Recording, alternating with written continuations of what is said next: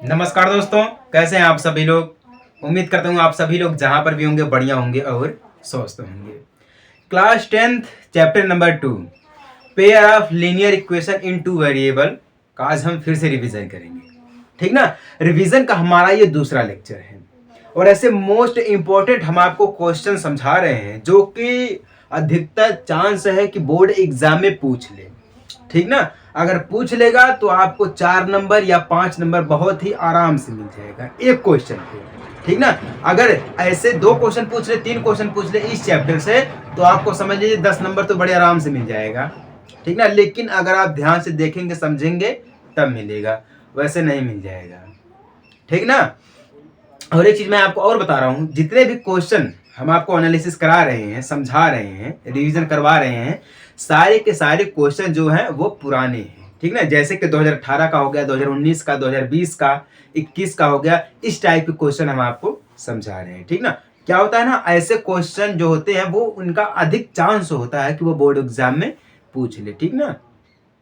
समझ में आई बात ना। बिल्कुल शुद्ध एनसीईआरटी है, बिल्कुल यूपी बोर्ड का हमारा है ये। ठीक ना। यूपी बोर्ड का तो है लेकिन अदरवाइज ये सभी बोर्ड के लिए अवेलेबल है। ठीक ना। चलिए स्टार्ट करते हैं। बस आपको करना क्या है, वीडियो को शुरू से लेकर आखिर तक देखना है और समझना है। ठीक ना। अगर ज्यादा अच्छा लगेगा तो आप शेयर भी कर सकते हैं। ठीक ना। देखते हैं, 2 क्वेश्चन लिखा गया है, दोनों क्वेश्चन को हम बड़े तरीके से समझते हैं। ठीक ना। देखिए क्या बोला पहला क्वेश्चन, अनुपातों A1/A2 B1/B2 और C1/C2 की तुलना करके ज्ञात कीजिए कि निम्नलिखित समीकरण युग्म द्वारा निरूपित रेखाएं एक बिंदु पर प्रतिच्छेद करती हैं, समांतर है अथवा समपाती हैं। ठीक ना। यहाँ पे देखिए 3 पॉइंट दिया गया है। हम आपसे कई बार कहते हैं कि सबसे जरूरी क्या होता है, क्वेश्चन को समझना। ठीक ना। जिसने भी क्वेश्चन पढ़ा और क्वेश्चन को समझ लिया तो जानिएगा कि वो 50% क्वेश्चन को हल कर दिया है। 50% हल कर दिया, क्योंकि क्वेश्चन जब तक आप समझेंगे नहीं तब तक उसको हल नहीं कर पाएंगे। ये डायरेक्ट एंड सीधी बात है। ठीक ना। अब देखिए यहाँ पे क्या बोल रहा है, मेन पॉइंट यहाँ पे देखिएगा, हमें ये 3 चीजें दी गई है, A1/A2 B1/B2 दिया गया है। ठीक ना। फिर C1/C2 दिया गया। ठीक ना। हमें इसी की तुलना करके निकालना है कि क्या ये जो समीकरण दिए गए, समीकरण हमारे पास एक समीकरण है और 2 समीकरण है। ठीक ना। 2 समीकरण, 2 क्वेश्चन हमारे पास दिए गए हैं। ठीक ना। इसी की तुलना करके हमें क्या निकालना है कि क्या ये जो समीकरण दिए गए हैं या क्या ये प्रतिच्छेद हैं या समांतर है या समपाती है। ठीक ना। तीनों को हमें समझना, क्या ये प्रतिच्छेद है, क्या ये समांतर है, क्या ये समपाती है। और समपाती क्या होता है, प्रतिच्छेद क्या होता है, समांतर क्या होता है, हम आपको बारी बारी से अभी समझाएंगे। ठीक ना। ध्यान से देखिएगा, मैं कहता हूं हमेशा वीडियो को शुरू से लेकर आखिरी तक देखिएगा। ठीक ना। जब तक आखिरी तक देखेंगे नहीं तब तक आपको समझ में आने वाला नहीं है। ठीक ना। और जो पहली बार आया है और जिसने पहली बार इस वीडियो को देखा है उनको तो समझ में आने वाला है नहीं, बहुत ही कम ही चांस है कि उनको समझ में आ जाए। बस आपको करना क्या है, प्लेलिस्ट को खोलिएगा, हर चैप्टर की प्लेलिस्ट बनी है, प्लेलिस्ट खोलिएगा, सारे के सारे क्लास आपको मिल जाएंगे। जब सारे के सारे क्लास मिल जाएंगे तो आपको समझ में आ जाएगा कि एक pair of linear equation in two variable क्या होता है। ठीक ना। देखिए पहला समीकरण दिया गया है 5x - 4y + 8 = 0। ठीक ना।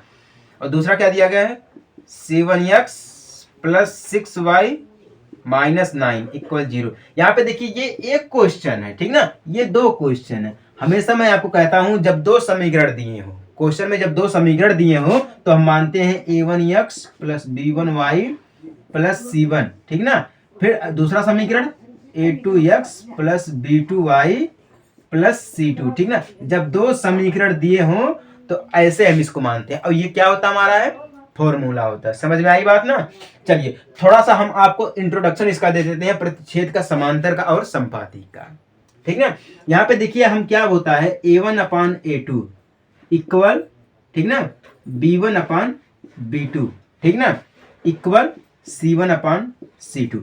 अब ध्यान दीजिएगा, अगर ये तीनों बराबर है, ठीक ना, जो तीनों युग्म दिए गए हैं, अगर ये तीनों युग्म बराबर है तो ये क्या हमारा होता है, समपाती होता है। क्या होता है, समपाती होता है। ठीक ना। अगर तीनों युग्म बराबर नहीं है, जैसे कि मान लीजिए दिया गया है A1/A2 and equal B1/B2 and not is equal to C1/C2, तो ये क्या हमारे हैं, समांतर है। ठीक ना।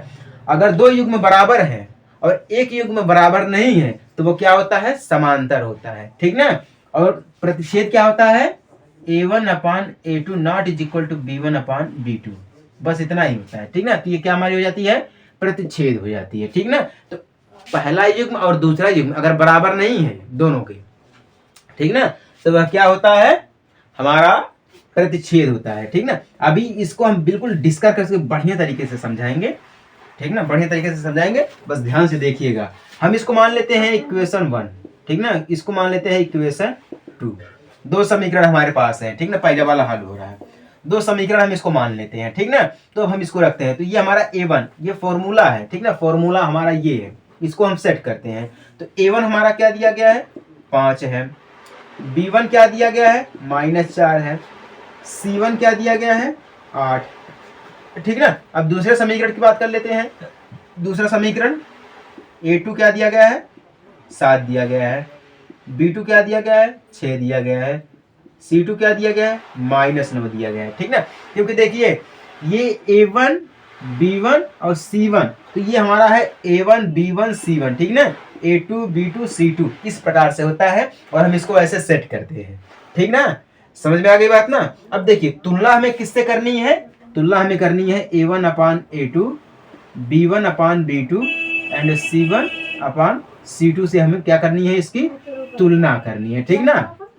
इसकी जब हमें तुलना करनी है तो अब देखिए a1/a2 ऐसे लिखते हैं, a1/a2 क्या दिया गया है, a1 5 दिया गया है, a2 क्या दिया गया है, 7 दिया गया है, तो 5/7 कर देते हैं, ठीक ना। b1/b2, b1 क्या दिया गया, -4 दिया गया, और जो है b2 क्या दिया गया है, 6 दिया गया, तो -4/6, -4/6 हो जाएगा, ठीक ना। अब देखिएगा c1 और c2, तो c1 क्या दिया गया हमारा है, ठीक ना, c1 क्या दिया गया है, c1/c2 8 -9, ठीक ना। अब देखिए प्रतिच्छेद का मतलब क्या हो जाता है, जब तीनों युग्म अलग अलग हों, याद रखिएगा प्रतिच्छेद का मतलब क्या हो जाता है, जब तीनों युग्म जो हैं वो अलग अलग हो, या जो दो युग्म हैं a1/a2 b1/b2 जब ये दोनों अलग अलग हैं तब क्या होता है, हमारा है प्रतिच्छेद होता है, ठीक ना। अब यहाँ पे देखिए तीनों युग्म हमारे अलग अलग हैं, क्यों, तीनों जो युग्म दिए गए हैं वो हमारे तीनों युग्म अलग अलग हैं, तो इसीलिए क्या हमारी हो जाएगी, प्रतिच्छेद हो जाएगी, क्या हो जाएगी हमारी, ये प्रतिच्छेद हो जाएगी, क्लियर ना। तो यहाँ पे हमें क्या निकालना है, समीकरण युग्म द्वारा निरूपित कीजिए कि रेखाएं एक बिंदु पर, जो ये समीकरण दिया गया है ये एक बिंदु पर क्या कर रहा है, प्रतिच्छेद कर रहा है। प्रतिच्छेद का मतलब क्या हो जाता है, जब तीनों युग्म अलग अलग हो, जैसे कि देखिए a1/a2 कितना आया, 5/7 आया है, b1/b2 कितना आया, -4/6 आया है, c1/c2 क्या आया, 8/-9 आया है। तो मतलब देखिए क्या सेम है कोई अंग, नहीं सेम है, तो इसलिए ये क्या हो गया, प्रतिच्छेद हो गया। तीनों युग्म अलग अलग आए हो तो वह हमारा क्या होता है, प्रतिच्छेद होता है, ठीक ना। और जब दो युग्म मिले हों, दो युग्म जैसे मान लीजिए a1/a2 b1/b2, जब ये दोनों का जो युग्म आया है, आंसर आया है, ये सेम आ गया हो, ठीक ना, सेम आ गया हो, तो ये हमारे क्या होते हैं, समांतर होते हैं। और एक c1/c2 अलग आ गया हो तो वह क्या हमारा होता है, समांतर हो जाए। जब तीनों के युग्म बराबर हों, तीनों के युग्म बराबर हों, जैसे कि 5/7 मिला है तो b1/b2 भी 5/7 हो, c1/c2 भी 5/7 हो, तो वह हमारे क्या होते हैं, संपाती होते हैं। समझ में आई बात ना। तो ये इसका हो जाएगा आंसर, यही इसका आंसर है, इसको लिख रहा हूं, ये सब क्या इसके हैं, आंसर है, क्लियर ना। ये सब क्या है, इसके आंसर है। उम्मीद करता हूं आपको समझ में आ गया होगा। समझ में आ गया तो आगे बढ़े हम फटाफट, चलिए आगे बढ़ते हैं, कोई दिक्कत वाली बात नहीं है। जिसको ना समझ में आया है ना वो कमेंट कर सकते हैं, हमेशा कमेंट बॉक्स खाली होता है। अगर समझ में आ गया है तो अच्छी बात है, ठीक है। दूसरा क्या दिया गया है समीकरण में, 9x + 3y + 12 = 0, ठीक ना। फिर 18x + 6y + 12 = 0, इसको मान लेते हैं समीकरण 1 और इसको मान लेते हैं समीकरण 2, ठीक ना। तो हमें रखना क्या है, a1, a1 क्या हमारे पास दिया गया है, 9, b1 क्या दिया गया है, 3, और c1 क्या दिया गया है, 12, ठीक ना।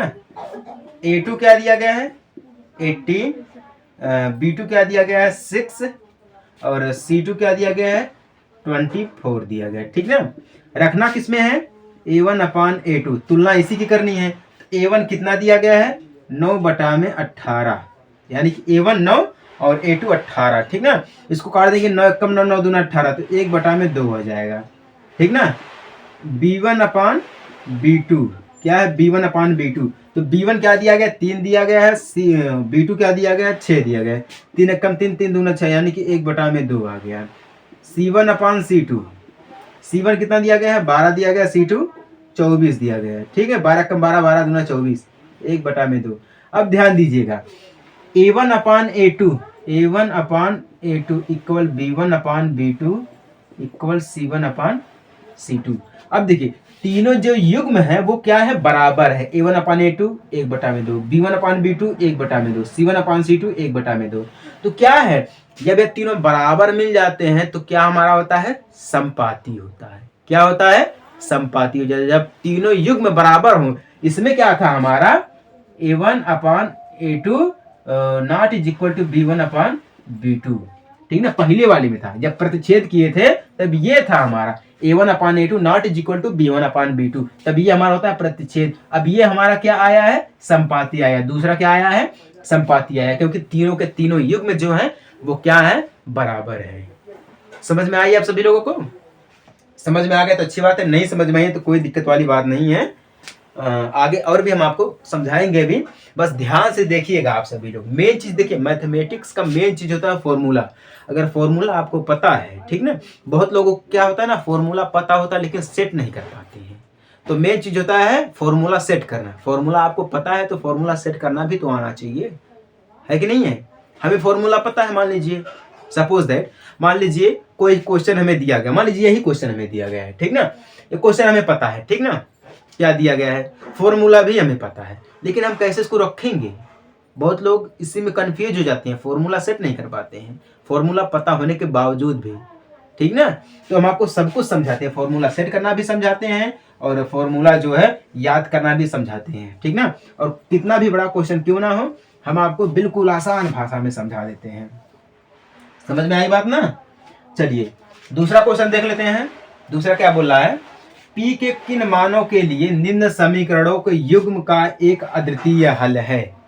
अद्वितीय हल है, ठीक ना, ध्यान दीजिएगा, अद्वितीय हल है। तो यहाँ पे देखिए हमारे पास समीकरण दिया गया है।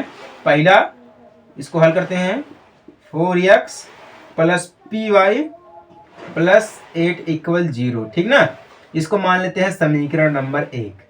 दूसरा क्या दिया गया है, 2x plus 2y plus 2 equal 0, इसको मान लेते हैं समीकरण नंबर 2, ठीक ना। ये दो समीकरण हमारे पास है। हम आपको बोले जब दो समीकरण दिया होता है तो a1x plus b1y plus c1 equal 0, ठीक ना, a2x plus b2y plus c2 equal 0, ठीक ना। जब दो समीकरण दिया हो तब हम इस फॉर्मूले का प्रयोग करते हैं, ठीक ना।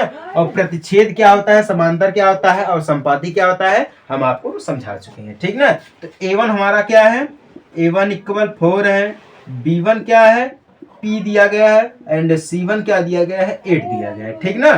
ये इतना चीज दिया गया है। अब देखिएगा a2 क्या दिया गया है 2 एंड b2 क्या दिया गया है 2 एंड c2 क्या दिया गया है 2, ये सब चीजें दी गई हैं, ठीक ना। इतना दिया गया है। अब ध्यान दीजिएगा यहाँ पे, क्योंकि इसको हम ऐसे भी मान सकते हैं a1/x इसके रूप में, ठीक ना, क्योंकि अगर हम ये कर दें, यहाँ पर एक चीज कर दें, एक चीज हम यहाँ पर इसको कर दें तो कितना बढ़िया रहेगा। हाँ ठीक है, अगर हम इस चीज को ऐसे पलट दें, ठीक ना, ऐसे तो हमारा ये दिया गया है, ठीक है, इसको अगर हम पलट देंगे तो ऐसे c1 को हटाइए, अभी थोड़ा सा इसमें एक और टेढ़ा सवाल कर दें, इसको हम ऐसे मान लें जो हमारा यहाँ पे दिया गया है, इस फॉर्मूले को अगर हम ऐसे कर दें तब बढ़िया रहेगा हमारे लिए, इक्वल c1 एंड c2 कर दें, ठीक ना। तो ये हमारा हो गया। तो इसको हम दो रूप में लिख सकते हैं, ठीक ना। इसको जब हम दो रूप में लिख सकते हैं तो इसको हम क्या लिख सकते हैं, 4x plus py equal -8, c है, c इधर जाएगा तो -8, ठीक ना, फिर 2x प्लस 2i इक्वल -2, ये उधर जाएगा तो ये हमारा हो जाएगा, ठीक ना। अब इस प्रकार से सेट करेंगे, इसी को हम मान लेंगे समीकरण 1, समीकरण 2, ठीक ना। अब हम इसको ऐसे सेट कर देंगे, a1 equal 4, a2 equal 2, b1 equal p और b2 इक्वल 2, इसको हम ऐसे सेट कर देंगे, ठीक ना। तो चलिए अब सेट करते हैं, a1 अपान a2 इक्वल 4/2, ठीक ना। तो 2 कम 2, 2 दूना 4, यानी कि 2/1 हो जाएगा। क्या हो जाएगा? 2/1 हो जाएगा। इसको हम ऐसे भी लिख सकते हैं, क्लियर ना। और फिर b1 upon b2 equal p/2, ठीक है ना। क्या है? p/2 है। अगर हम इसको ऐसे लिख दें, क्योंकि ये दो ही चीज दिया गया, दो ही समीकरण में है, तो हमारा a1 upon a2 not is equal to b1/b2, क्योंकि ये अद्वितीय हल है। अद्वितीय हल यानी प्रतिच्छेद करती है। अद्वितीय हल यानी कि क्या होता है? प्रतिच्छेद होता हमारा है, ठीक ना। जब ये प्रतिच्छेद होता है तो 2/1 not is equal to p/2, ठीक ना। तो एक का मतलब खत्म, तो 2 not is equal to p/2, ठीक है। इसका तिरे गुणा करेंगे तो हमारा क्या हो जाएगा? p, ऐसे करेंगे, p not is equal to 4, 2 दूना 4 हो जाएगा, ठीक ना। p not is equal to 4, जो हमारा p not is equal to 4 आ गया है, तो यही इसका आंसर है। क्या है? यही इसका आंसर है। लेकिन एक चीज याद रखिएगा, इसका मतलब ये होता है अद्वितीय हल का, कि p के अलावा, p का जो हल 4 है, p को सोल्यूशन जो है, p का जो सोल्यूशन है वो क्या है? 4 है। p के अलावा कोई भी इसका हल नहीं है। तो p का है 4 है, तो p का हल जो 4 है, तो 4 के अलावा कोई भी इसका हल नहीं है, सिर्फ 4 ही इसका हल है, इसलिए अद्वितीय होता है, ठीक ना। 4 के अलावा इसका कोई भी हल नहीं है। p का मेन पॉइंट ये होता है। हल कर दिए, क्लियर हो गया, ठीक है। मैं मानता हूँ कि आप हल कर दिए हैं, क्वेश्चन हो गया, सबमिट हो गया, ठीक ना। लेकिन इसका मतलब तो समझ में आना चाहिए कि ये कह क्या रहा है। जो p not is equal to 4 है, तो p का जो हल है वो क्या है? 4 है, ठीक है। 4 के सिवाय इसका कोई हल नहीं है। 4 के सिवाय इसका कोई हल नहीं है, और यही ये कहता है, ठीक ना। समझ में आया बात ना। क्योंकि देखिए ये सिंपल समीकरण है, ठीक ना। लेकिन यहाँ पे क्या बोला? अद्वितीय हल बोला है। तो अद्वितीय हल का मतलब क्या होता है? प्रतिच्छेद होता था। जब प्रतिच्छेद हमारा हो जाएगा तो a1/a2 हो जाएगा। क्यों? Not is equal to b1/b2। उम्मीद करता हूँ सभी को समझ में आ गया होगा अच्छी तरीके से, ठीक ना। ऐसे ऐसे क्वेश्चन जो है वो बोर्ड एग्जाम में पूछे जाते हैं, ठीक ना। अगर पूछ लिया और आप नहीं दे पाए तो आपका 4 नंबर और 6 नंबर तो खत्म हो गया, ठीक ना। चलिए, उम्मीद करता हूँ आपको ये 2 क्वेश्चन बढ़िया तरीके से समझ में आ गए होंगे। चलिए अपने कुछ और क्वेश्चन देख लेते हैं। क्वेश्चन 3 और क्वेश्चन 4, 2 क्वेश्चन और हैं, बिल्कुल सेम उसी प्रकार से दिए गए हैं, ठीक ना। क्योंकि देखिए हम आपको कई प्रकार से क्वेश्चन समझाएंगे, समझिए आप। जो क्वेश्चन दिया रहता है ना, उसमें थोड़ा सा डिफरेंट होता है। ऐसा नहीं कि मतलब क्वेश्चन सेम ही होता है, कुछ अलग होता है। जैसे कि पहले वाले क्वेश्चन में पूछ दिया था समांतर संपाती प्रतिच्छेद पूछ दिया था, ठीक ना। ऐसे क्वेश्चन और भी हैं जिसमें संगत असंगत भी पूछ सकता है, कोई हल है कि नहीं है ये भी पूछ सकता है, ठीक ना। देखने में आपको लगेगा जो क्वेश्चन वो सेम है, लेकिन क्वेश्चन डिफरेंट रहता है। कैसे रहता है आइए देखते हैं। क्वेश्चन क्या बोल रहा है? k के किस मान हेतु समीकरणों 3x + y = 1 तथा ब्रैकेट में 2k - 1x + k - 1y equal 2k + 1 का कोई हल नहीं है। ये पूछा गया था हमसे 2020 में यूपी बोर्ड में। कब पूछा गया था? 2020 में पूछा गया था, यूपी बोर्ड में पूछा गया था, ठीक ना। हमारे पास समीकरण क्या दिया गया है? पहला समीकरण क्या दिया गया है? 3x + y = 1, ठीक ना। और दूसरा समीकरण क्या दिया गया है? 2k - 1x + k - 1y equal में क्या दिया गया है? 2k + 1 दिया गया है, ठीक ना। ये चीज हमारे पास दी गई है। अगर हम इसी को, ठीक ना, अगर हम इसी को लिख दें अलग समीकरण बनाकर, तो ये हमारा हो जाएगा 3x + y - 1 = 0 कर दें, ठीक ना। इक्वल क्या कर दें हम? 0 कर दें, क्लियर ना। और इसी को भी हम ऐसे भी लिख दें, ठीक ना। इसी को हम क्या लिख दें? ऐसे भी लिख दें, या तो फिर हम ऐसे इसको रहने दें। इसको क्या करें? हम ऐसे रहने दें। लेकिन एक चीज याद रखिएगा, क्वेश्चन समझिए। सबसे पहले क्वेश्चन में क्या बोल रहा है कि कोई हल नहीं है। जब इसका कोई हल नहीं है तो वह प्रतिच्छेद होगी। क्या होगी? प्रतिच्छेद होगी, जब कोई हल नहीं होगा, ठीक ना। तो इसी को हम समीकरण 1 एंड इसी को हम समीकरण 2 दोनों मान लेंगे, ठीक ना।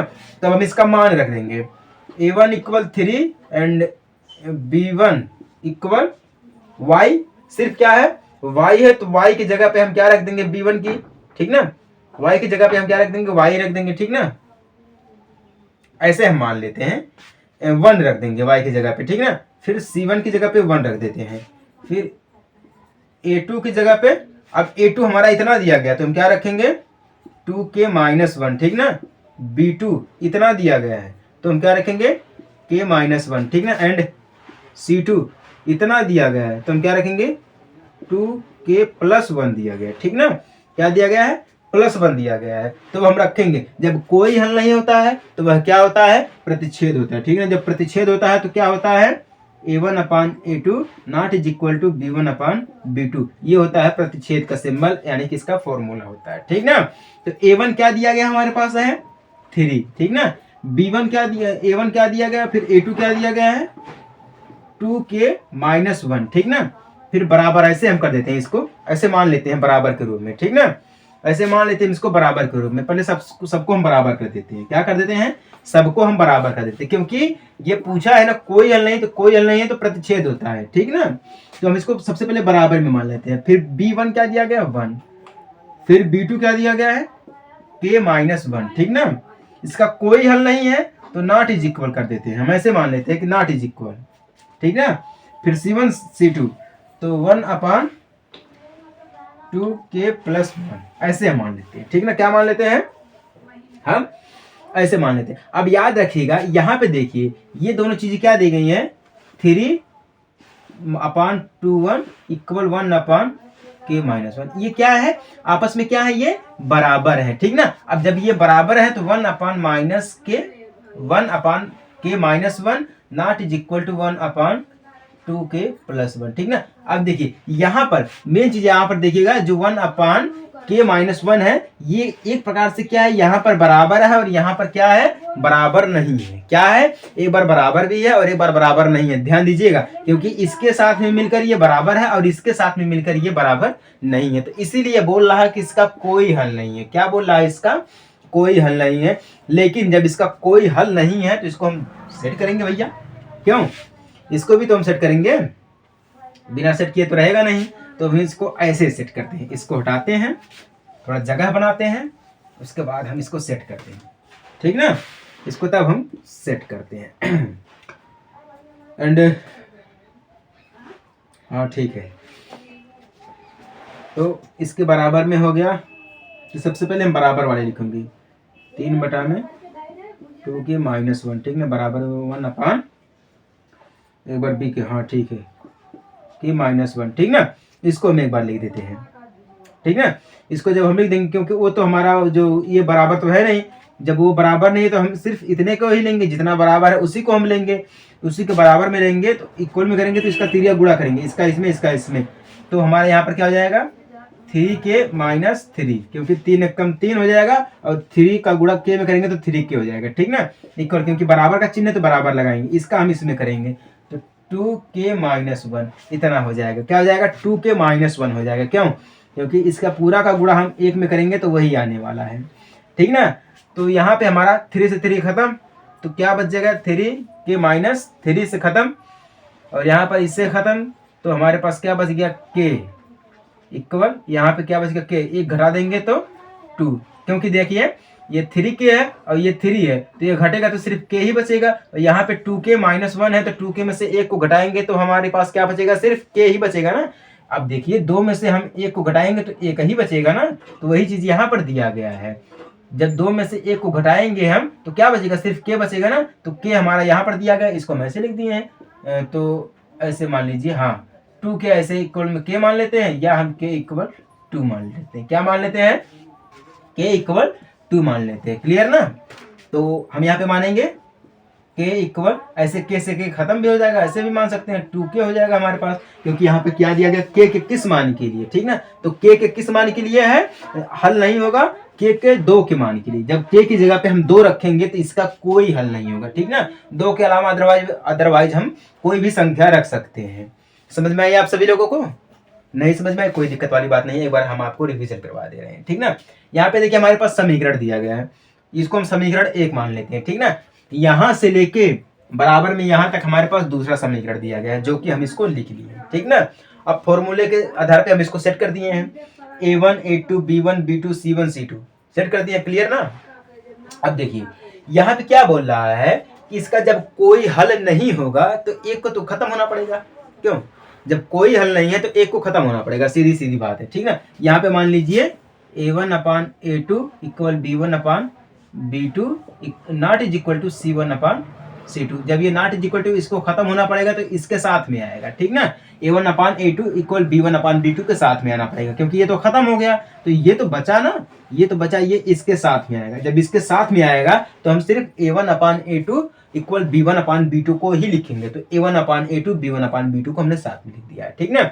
अब इसका हम क्या कर दिए, तिर्यक गुणा करके हमें इतना मिल गया, ठीक ना। अब क्या किए, जब इसका तिर्यक गुणा कर दिए तो ये इसके बराबर में है, क्या है, इसके बराबर में, तो के में से खत्म करेंगे तो हमारे पास क्या बचेगा, के प्लस के इक्वल 2 बचेगा, क्या मिलेगा, के इक्वल 2।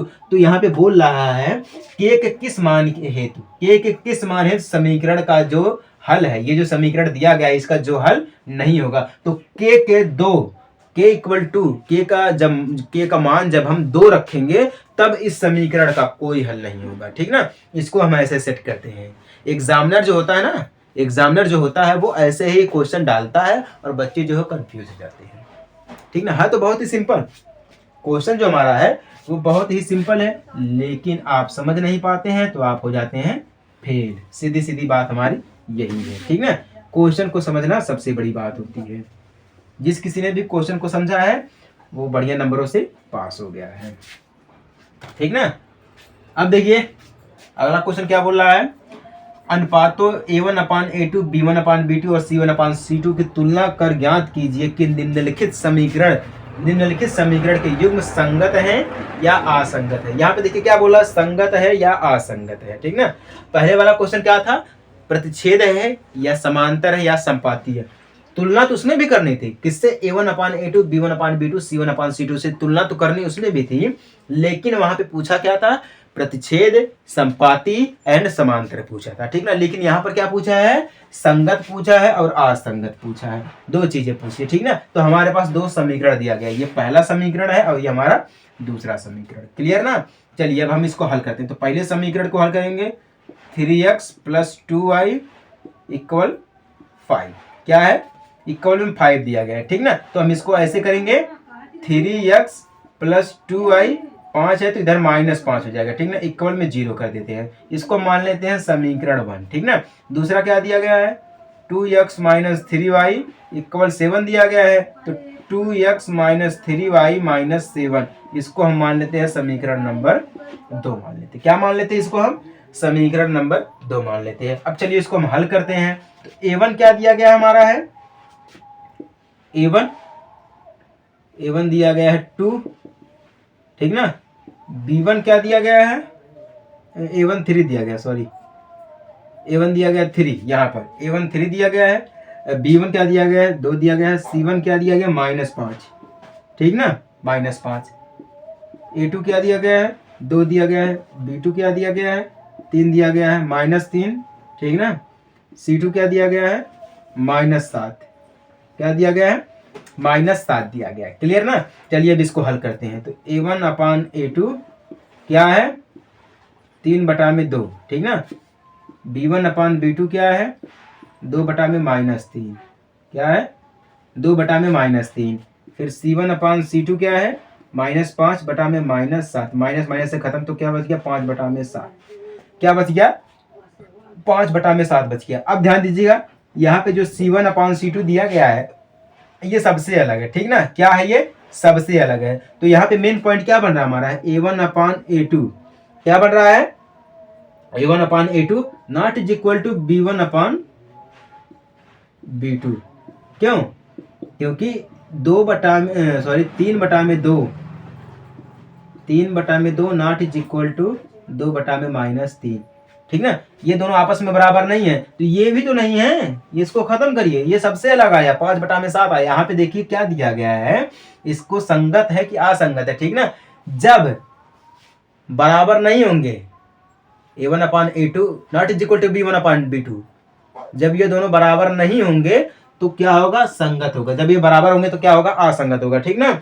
यहाँ पे देखिए ये जो समीकरण दिया गया है रैखिक समीकरण, इसका युग्म संगत है। ठीक ना, इसका एक अद्वितीय हल है, इन दोनों का जो है एक अद्वितीय हल है, इन दोनों को हम हल कर सकते हैं। क्यों, ये जो दोनों दिए गए हैं इन दोनों को हम हल कर सकते हैं। जब इन दोनों को हल कर सकते हैं तो इनका क्या हो जाएगा, रैखिक समीकरण युग्म है, यानी कि इसका एक हल है।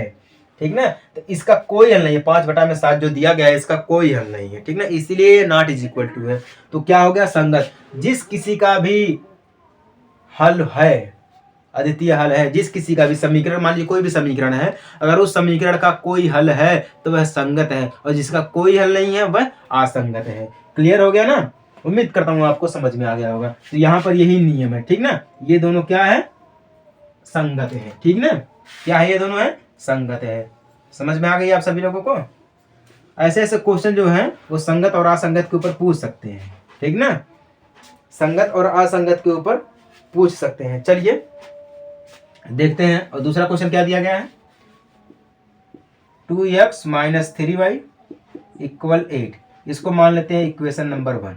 ठीक ना, 4x - 6y = 9, इसको मान लेते हैं समीकरण नंबर 2। ठीक ना, a1 क्या दिया गया 2, b1 क्या दिया गया है -3, c1 क्या दिया गया है 8, a2 क्या दिया गया है 4, b2 क्या दिया गया है -6, c2 क्या दिया गया है 9 दिया गया है। ठीक ना, अब इसको हल करते हैं। A1/A2 क्लियर ना, सभी को पता है, यहाँ तक तो सभी को पता है। A1/A2 यानी कि 2/4, देख कम 2 यानी कि 1/2, क्या हो गया 1/2 हो गया। B1/B2 देख लेते हैं, क्या है -3/, माइनस से खत्म, 3 एकम 3, 3 दूना 6, यानी कि 1/2, ये भी आ गया। फिर C1/C2 देख लेते हैं, ये क्या दिया गया है 8/9 दिया गया। क्या दिया गया है 8/9 दिया गया। तो इसका कोई हल नहीं है, तो हम इसको ऐसे लिख सकते हैं, A1/A2 not equal, A1/A2 equal B1/B2 not is equal C1/C2। ये हमारे क्या होता है, ये क्या होता है, समांतर होता है। क्या होता है, इसका कोई हल नहीं है। ठीक ना, जब ये समांतर होता है तो इसका कोई हल नहीं होता है। जब इसका कोई हल नहीं होता है तो ये क्या होता है, असंगत होता है। हम आपको बोले हैं जिसका हल है वह संगत, और जिसका हल नहीं है वह असंगत होता है। ठीक ना, असंगत होता है। समझ में आई बात आपको ना।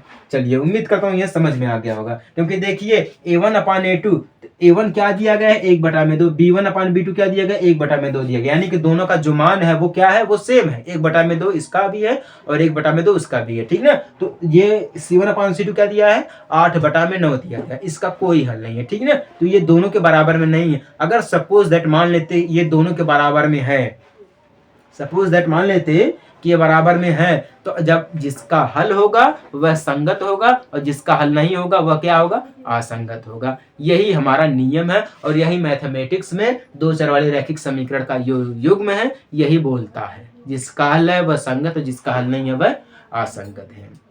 समझ में आई आप सभी लोगों को ना। समझ में आ गए तो अच्छी बात है, नहीं समझ में आई है तो कोई दिक्कत वाली बात नहीं है, और कमेंट आप लोग कर सकते हैं। चलिए अपना अगला एक और क्वेश्चन देख लेते हैं। 5वां क्वेश्चन सबसे हटके है, बहुत अलग क्वेश्चन दिया गया है। ठीक ना, ध्यान से देखिएगा।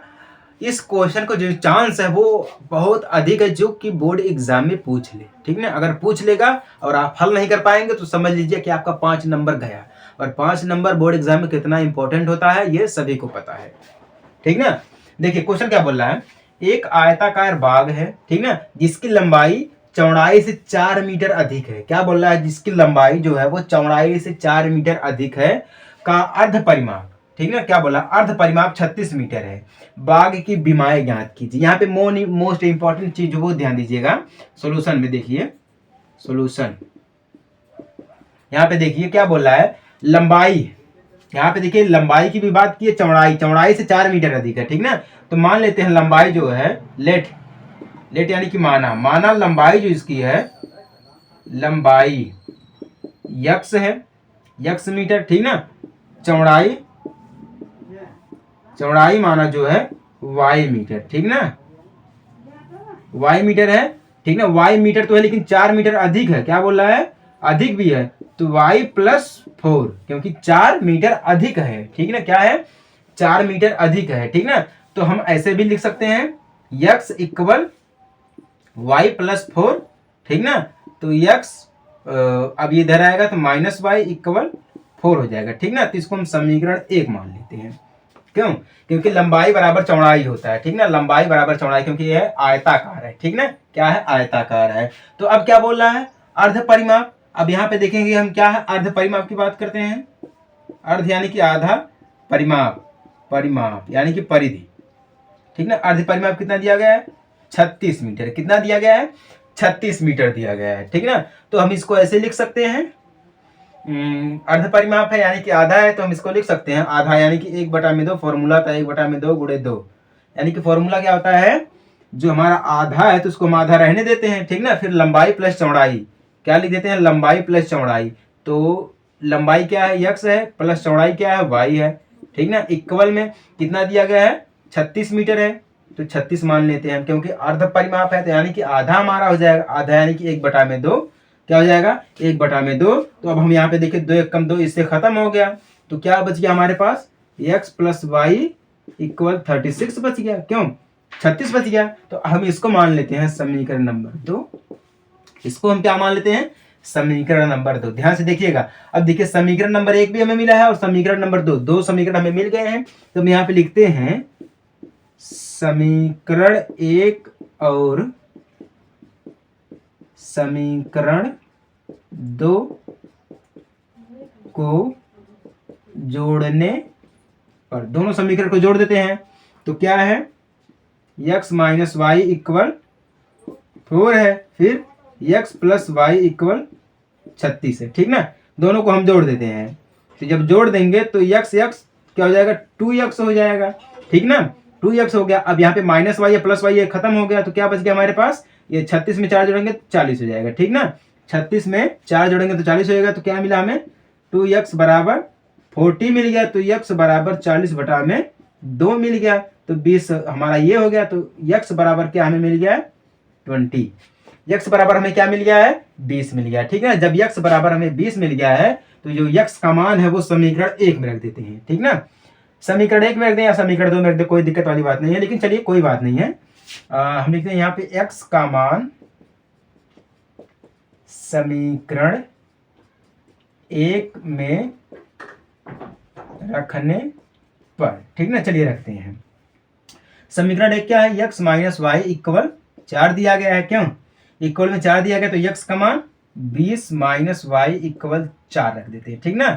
तो माइनस वाई इक्वल, यहाँ पे देखिए प्लस हो जाएगा तो माइनस हो जाएगा, ठीक ना, तो 4 माइनस 20 हो जाएगा, ठीक ना। तो माइनस वाई, अब देखिए 4 में से माइनस 20 घटाएंगे तो माइनस 16 बचेगा, क्या बचेगा, माइनस 16 बचेगा, क्लियर ना। अब यहाँ पे हम इसको कर देते हैं, अब यहाँ पे देखिए क्या मिला है, y minus y and equal minus 16 मिल गया, माइनस से माइनस खत्म, तो y बराबर क्या मिल गया, 16 मिल गया हमें, क्लियर ना।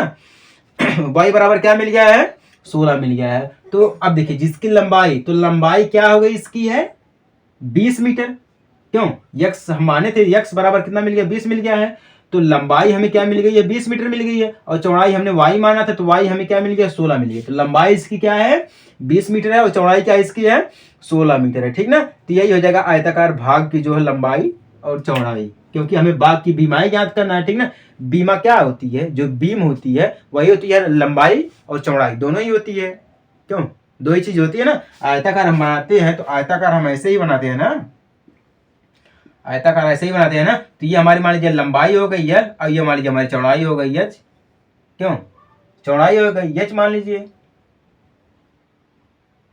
लंबाई गुणे चौड़ाई, ऐसे भी हम मान सकते हैं, ठीक ना। तो ये हमारा हो जाएगा सॉल्यूशन। समझ में आया आप सभी लोगों को, नहीं समझ में आया तो कोई दिक्कत वाली बात नहीं है, एक बार फिर से आप रिवीजन कर लीजिए।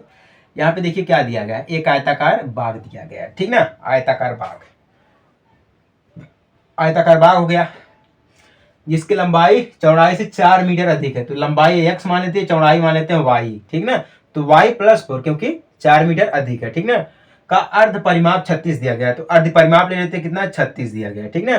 तो अर्ध परिमाप यानी कि इसका फॉर्मूला एक प्रकार से सेट करते हैं, आधा है तो 1/2 हो जाएगा, क्यों 1/2 हो जाएगा, गुणे 2 कर देते हैं हम, क्यों 1/2 गुणे 2, ठीक ना। उसके बाद लंबाई प्लस चौड़ाई, लंबाई प्लस चौड़ाई, तो 1/2 गुणे 2, तो 2 से 2 खत्म हो गया, तो हमें क्या मिल गया है x प्लस वाई, यानी कि लंबाई और चौड़ाई मिल गया, बराबर 36 हो गया, ठीक ना। तो x प्लस वाई इक्वल 36 हो गया, तो ये हमारा हो गया इक्वेशन नंबर सेकेंड, ठीक ना।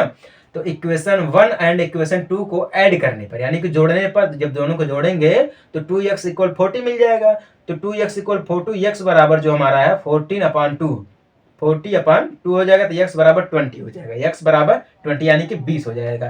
तो x का मान मिल गया, यानी कि हमें क्या मिल गया है, लंबाई का मान मिल गया है, ठीक ना। तो लंबाई का मान जो मिल गया है, तो x का मान समीकरण नंबर 1 में रखेंगे, तो समीकरण नंबर 1 में रखेंगे, तो समीकरण नंबर 1 क्या है, x माइनस वाई इक्वल 4 है, तो 20 माइनस वाई बराबर 4 हो जाएगा। तो अब देखिए यहाँ पे माइनस है, सो यहाँ पे माइनस वाई है, तो माइनस वाई सेम रहेगा, 20 है जो इक्वल के साइड में करेंगे तो माइनस में जाएगा, इधर प्लस है तो उधर जाएगा तो माइनस हो जाएगा, तो 4 माइनस 20। अब 4 में से 20 को तो घटा नहीं सकते, क्योंकि घटाएंगे तो माइनस में आएगा, तो चलिए घटाते हैं, तो माइनस वाई बराबर, अब 4 में से 20 को घटाएंगे तो -16 मिल जाएगा, क्या मिल जाएगा -16, माइनस माइनस से खत्म, तो y बराबर 16 मिल गया। तो y किसका मान है, चौड़ाई का, ठीक ना, y किसका मान है, चौड़ाई का, तो y बराबर 16 मिल गया, यानी कि इसको जो आयताकार बाग है इसका चौड़ाई क्या है 16 मीटर है, और लंबाई यानी कि x क्या मिला 20 मिला है, तो आयताकार बाग की लंबाई 20 मीटर और चौड़ाई 16 मीटर है। समझ में आया आप सभी लोगों को? समझ में आ गया तो अच्छी बात है, नहीं समझ में आया तो कोई दिक्कत वाली बात नहीं है, ठीक ना। अभी हमारा रिवीजन क्लास चलता रहेगा, क्योंकि आपका जो एग्जाम है वो फरवरी में होने वाला है, ठीक ना। तो मान लीजिए अब दिसंबर तो आपका, नवंबर तो खत्म ही हो गया है, अब दिसंबर चलेगा, जनवरी, 2 महीने आपके पास टाइम है, और बढ़िया तरीके से आप इसका रिवीजन कर लीजिएगा, ठीक ना। चलिए, उम्मीद करता हूँ आपको ये सभी क्वेश्चन समझ में आ गए हैं, सारे के सारे क्वेश्चन पुराने हैं, ठीक ना। अगर समझ में आ गया तो अच्छी बात है, नहीं समझ में आया तो कोई दिक्कत वाली बात नहीं है, आप हमें कमेंट करिएगा, हम आपको फिर से समझा देंगे, ठीक ना। चलिए, मिलते हैं आपसे हम अगले रिवीजन क्लास में छोटे से ब्रेक के बाद, तब तक के लिए जय हिंद, वंदे मातरम।